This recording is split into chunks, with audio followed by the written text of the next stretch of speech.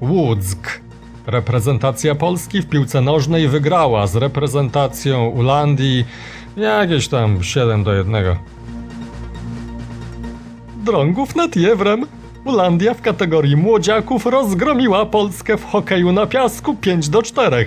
Zgodnie ze świętym chrześcijańskim, odwiecznie polskim prawem gościnności, według którego gość może wszystko, a nic nie musi, w Polsce na urzędach wywieszono drugi komplet ulandzkich flag. Ulandczykom niezwłocznie przyznano na 15 lat specjalne wysokie dodatki pieniężne, a wyraźnie wzruszony pan Preniech ogłosił tygodniowe święto państwowe.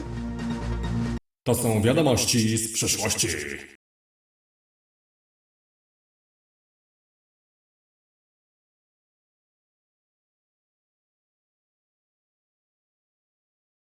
Znajdź Marek Meran w internecie.